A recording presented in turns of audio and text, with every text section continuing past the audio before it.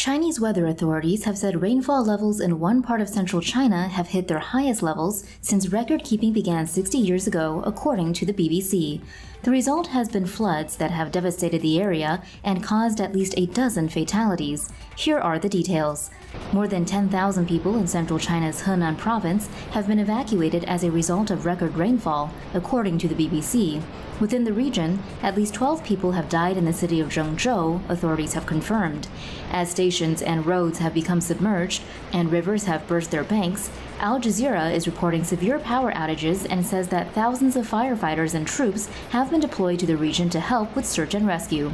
Floods are common during China's rainy season, annually causing chaos and washing away roads, crops, and houses, according to Agence France Presse. However, on this occasion, weather authorities have issued the highest warning level for central Henan province.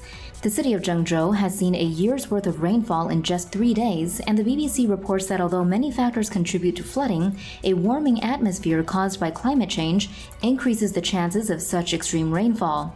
As forecasters said on Wednesday that the rain would continue for at least another 24 hours, Henan province authorities said downpours had caused damage worth around $11 million so far, according to Agence France Presse, with thousands of acres of crops ruined on top of structural damage. That damage could be about to increase substantially, as authorities have warned that 16 reservoirs have seen water rise to dangerous levels, and the Chinese army has warned that the Henan Dam in the city of Luoyang could collapse at any time.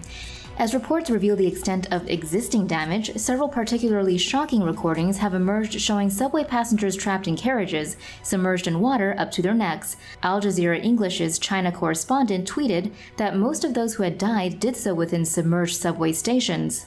Speaking to Al Jazeera from Beijing, she added that rain was continuing to fall in Zhengzhou. "People are shocked, trying to register what is happening," she said. "This is the most rain that many people have seen in their lifetimes." As train services are suspended and hundreds of flights cancelled, Al Jazeera also notes that one of the more immediate causes of the flooding is the widespread construction of dams and levees. Agence France Presse explains that these levees and dams have cut connections between rivers and adjacent lakes and disrupted floodplains that previously helped absorb heavy rainfall.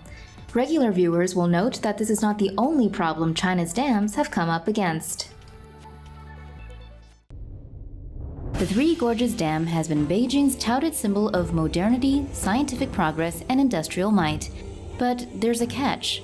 The world's biggest dam might not actually work.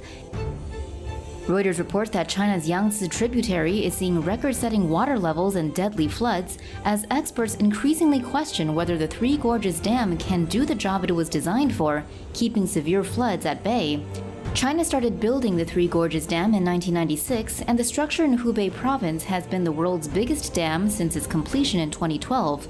Flood control is one of the main justifications for the project, as cyclical floods have been a historic problem in the region. The dam stands at about 594 feet tall and 7,770 feet wide.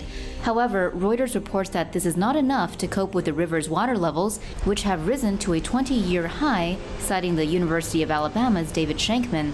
CNN reports that since June, severe flooding has impacted 38.8 million people, including 2.24 million displaced residents and 141 dead or missing. What does China's Ministry of Water Resources have to say about this?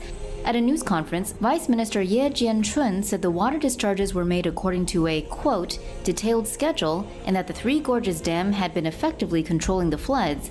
If you say so, buddy. Rampant floods come at a bad time for China, as COVID has already wreaked havoc on China's ordinary citizens and the economy.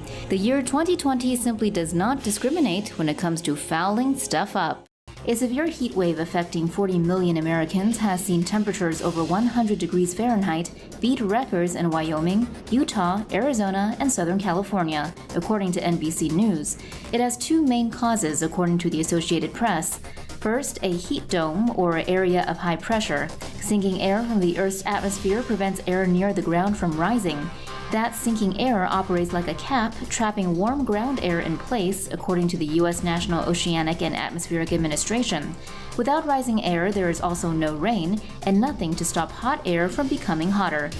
That high pressure works in combination with a 2-decade dry spell that has sucked moisture out of soil in much of the western United States. Usually, some of the sun's heat evaporates moisture in the soil, But according to the Associated Press, scientists say the western soil is now so dry that the energy is instead used to make the air even warmer. As a consequence of the extreme heat, at least 14 new wildfires broke out this week in Montana and Wyoming alone. Firefighters also fought fires in Arizona and New Mexico, with U.S. Department of Agriculture meteorologist Gina Palma saying these were certainly conditions that we would not normally see in June. Power networks across the country have also been strained due to increased use of air conditioning, according to Reuters. Operators in California asked homeowners across the state to conserve energy in the late afternoon and evening when demand surges. In graphs published on its website, the U.S. Environmental Protection Agency showed that heat waves like this are almost 3 times as frequent as they were in the 1960s, increasing steadily for over 60 years. Furthermore, the duration of these heat waves is now almost a full day longer. What we're watching here is climate change, and at least part of it is man-made, according to the Associated Press. A study published last year in the journal Science found that man-made climate change tied to greenhouse gas emissions is responsible for around half of the historic drought that caused the drying out of the soil. Added to this, NASA's website helpfully explains that human activities, such as burning fuel to power factories, cars, and buses, cause the atmosphere to trap more heat than it used to, which increases the Earth's average temperature. Now, of course, heat waves have always occurred. The American Meteorological Society simply defines a heat wave as a period of abnormally and uncomfortably hot and usually humid weather, which we all know was hardly unheard of before. But the point is this: if the Earth's overall average temperature is higher, existing factors like heat domes can more readily push us over into extreme heat, particularly as some defenses against that heat, like the moisture in the soil, are also taken away. Hence, America keeps doing that whole thing where it sets on fire a lot, which it didn't really seem to do as often before. The consequences of all this are not just great action shots of massive fires on TV either. Reuters interviewed one Phoenix resident who described the situation in the U.S. right now as feeling somewhat apocalyptic, and they had a point. According to the WHO, more than 166,000 people in the world died due to extreme temperatures between 1998 and 2017.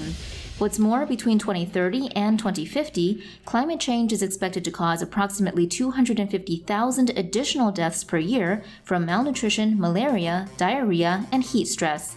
The only response to this that is anything less than a collective death wish is a rapid reduction in fossil fuel use.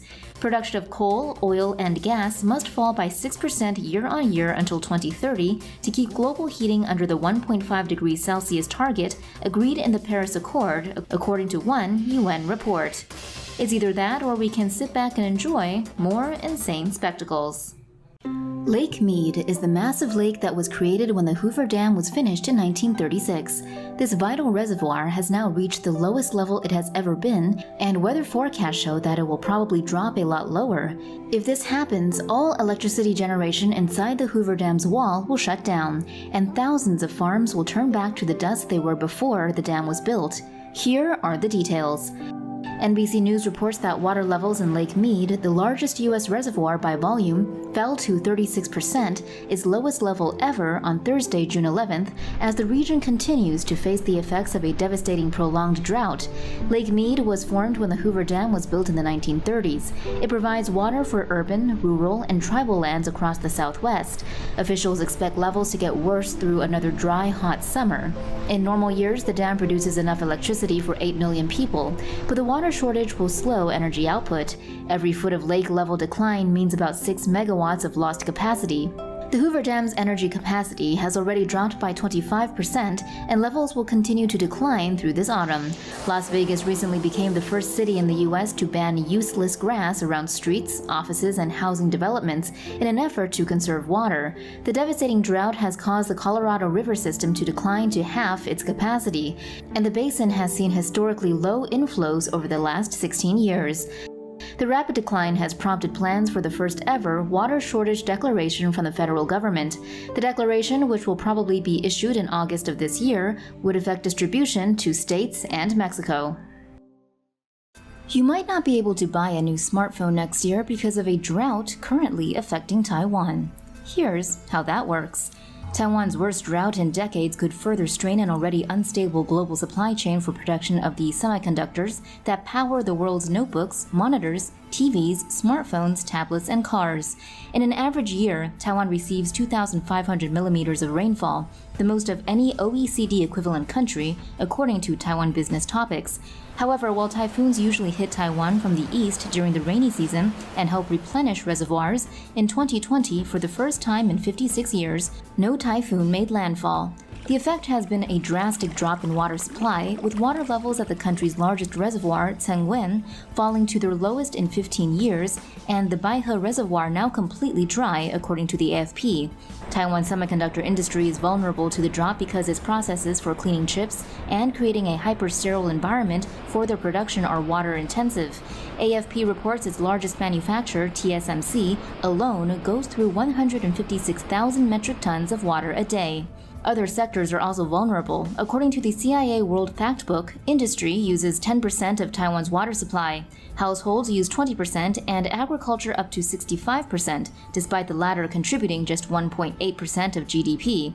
Lack of storage capacity makes Taiwan vulnerable to climate change. Citing Taiwan's Water Resources Agency, Taiwan Business Topics reports reservoirs only constitute around 25% of its water supply, with rivers providing almost 50% and groundwater extraction 30%. Taiwan can store only around a month and a half's water requirement. One possible solution to the crisis, building more dams, remains unlikely as the ideal locations have already been used. Taiwan Business Topics also notes that Taiwan's mountains and lack of an extensive river system mean most rainfall is washed into the sea. For more news animations and explainers, hit the subscribe and bell button to join the TomoNews family. Thanks for watching.